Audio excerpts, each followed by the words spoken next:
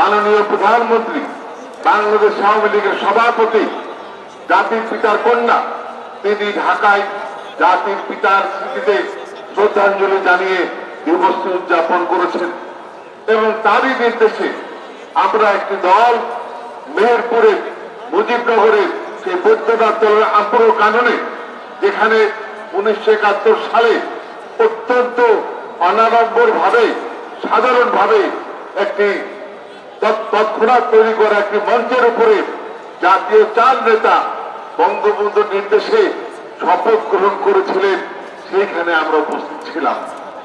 যতবার সেখানে যাই ততবার আমি শিহরিত হই, যতবার সেখানে দাঁড়িয়ে কথা বলার সুযোগ পাই আমি আমার পিতাকে দেখতে পাই। কারণ সেদিন সেখানে সেই মঞ্চে তিনিও দাঁড়িয়েছিলেন, তিনিও শপথ নিয়েছিলেন। বাংলাদেশের প্রথম সরকারের স্বরাষ্ট্র, ত্রাণ, পুনর্বাসন, কৃষি এবং সরবরাহ মন্ত্রী হিসাবে তিনি শপথ গ্রহণ করেছিলেন। জাতির পিতার ইচ্ছে ছিল, তার নির্দেশ ছিল, যেটি হবে সরকারের শপথ গ্রহণ যেন বাংলার মাটিতেই হয়। তাই হয়েছে। বাংলাদেশের ভূমিতেই আবার সেখানে নতুন স্বাধীন সার্বভৌম বাংলার শপথ গ্রহণ হলো। যাত্রা শুরু করলো মাত্র 12 জন আনসার এবং পুলিশ সদস্য, গার্ড অব অনার দিয়েছিল তৎকালীন এসডিপিও, যিনি মাহবুবুদ্দিন বীর বিক্রম, তার নেতৃত্বে। কে জানতো সেই দেশটি স্বাধীন হয়ে আজকে একটি বিশাল মহিনুরে পরিণত হওয়ার পথে চলেছে। এবং সেদিনে সেই 12 জনের মধ্যে মাত্র 2 জন জীবিত আছেন। কালকে তাদের একজনকে আমি দেখেছি গভীর হয়ে গেছেন। বাংলাদেশের মাটিতে মুজিবনগরের বৈদ্যনাথ তলায় শপথ গ্রহণের অনুষ্ঠান ঠিক করা হয়। পাকিস্তানি বাহিনী ছিল, বিমান বাহিনী ছিল তাদের হাতে, গোপন গোয়েন্দা চর ছিল। তারপর জাতির পিতার 4 জন শিষ্য অসীম সাহসে বুকে বল নিয়ে সেখানে উপস্থিত হলেন। তারা জীবন মৃত্যুকে কোনোদিনই ভয় করেননি। 1971 সালেও না, 1975 সালে জাতির পিতার শাহাদতের পরেও না।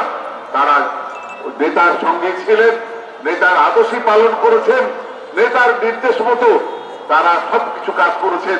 কোন প্রলোভন তাদেরকে টলাতে পারেনি এবং তারা নিশ্চিত মৃত্যু জেনেও 75 সালের 15 আগস্টের পরে কারারুদ্ধ হয়ে তারা আপোষ করেননি। খুনি মোস্তাকের সঙ্গে, জিয়াউর রহমান গণদের সঙ্গে তারা জীবন দিয়েছেন। সেই সাহসী নেতারা সেই দিন শপথ নিয়েছিলেন। জনসভায় প্রমাণ করেছে এই রাস্তায় শুধু বক্তৃতা করেন এই সভার শপথ ফেরার জন্য। সেখানেই 10 এপ্রিল সেই মুজিবনগরের প্রথমের মাধ্যমে 30 লক্ষ শহীদ এবং 2 লক্ষ ভবনের সংগ্রামী জনতা জনাব মোহাম্মদ আক্কাস আলী ঝাঁপিয়ে পড়েছিল বাঙালি জাতির বুকের ভিতরে। স্বাধীনতার স্বপ্নটা লালিত গঠিত হয়েছিল মুজিবনগর সরকার। আর সেই সরকার শপথ গ্রহণ রাজশাহী জেলা কৃষক লীগের সংগ্রামী সভাপতি একসাথে কাজ করে, কাঁধে কাঁধ মিলে রাজশাহীর উন্নয়নে আমরা এগিয়ে যাব এবং মাঠে থাকবো ইনশাল্লাহ। এর ওয়াদা ব্যক্ত করে মেডিকেল বিশ্ববিদ্যালয় শাখা, রাজশাহী রুয়েট শাখায় ওনাদের মহিলা লীগের সভাপতি, সাধারণ সম্পাদক সহ তাদেরকে মিটিংটা দেখতে দেন।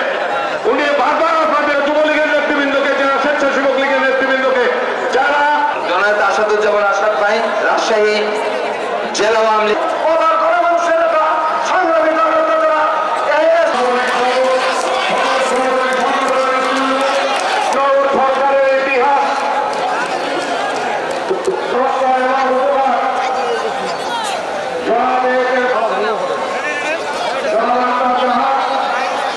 সম্মানিত সভাপতি বীর মুক্তিযোদ্ধা মোহাম্মদ আলী,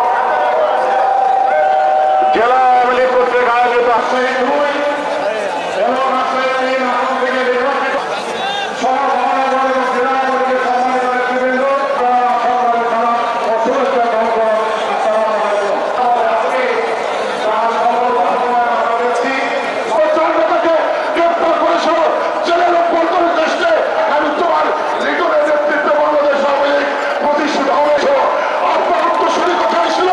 আমরা সেই কারণে যে কাজ করেছে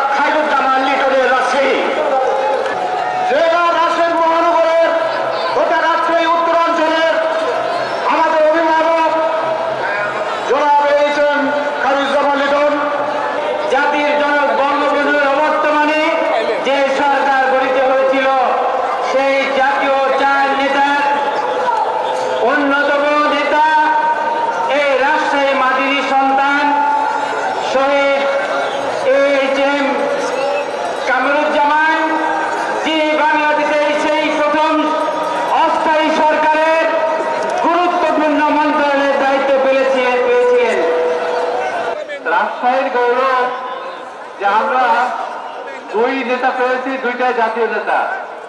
বাংলাদেশের গঠনের যিনি বঙ্গবন্ধুর পরে যার অবদান ছিল চারজনের মধ্যে তিনি একজন, তার বাড়ি রাজশাহীতে। আমাদের সেই নেতা কামরুজ্জামান দাদা খায়রুজ্জামান লিটনের হাত ধরে এই উত্তরবঙ্গের মুক্তিযুদ্ধের পক্ষের প্রধান সিপাহ সালার খায়রুজ্জামান লিটন এর মাঝে কেউ যদি নিজেকে সিপাহ সালার ভাবার চেষ্টা করে আজকের এই সমাবেশ দেখে যেতে হবে। মুক্তিযুদ্ধকালীন সরকারের ত্রাণ পুনর্বাসন, স্বরাষ্ট্র এবং কৃষি মন্ত্রণালয়ের দায়িত্বপ্রাপ্ত মন্ত্রী শহীদ কামারুজ্জামান তারই সুযোগ্য সন্তান আমাদের মাননীয় মেয়র জননেতা এইচ.এম. খায়রুজ্জামান লিটন। এইচ.এম. কামারুজ্জামান সাহেবের সুযোগ্য সন্তান এইচ.এম. খায়রুজ্জামান বক্তব্য দেবেন। মঞ্চে উপবিষ্ট সংসদ সদস্যবৃন্দ, মাননীয় প্রধানমন্ত্রী, বাংলাদেশ আওয়ামী লীগের সভাপতি, জাতির পিতার কন্যা, তিনি ঢাকায় জাতির পিতার স্মৃতিতে শ্রদ্ধাঞ্জলি জানিয়ে দিবসটি উদযাপন করেছেন এবং তারই নির্দেশে আমরা একটি দল মেহেরপুরে মুজিবনগরে সেই বৈদ্যনাথ দলের আম্পুর কাননে, যেখানে 1971 সালে অত্যন্ত অনাড়ম্বর ভাবে সাধারণভাবে একটি তৎক্ষণাৎ তৈরি করা একটি মঞ্চের উপরে জাতীয় চার নেতা বঙ্গবন্ধুর নির্দেশে শপথ গ্রহণ করেছিলেন, সেইখানে আমরা উপস্থিত ছিলাম।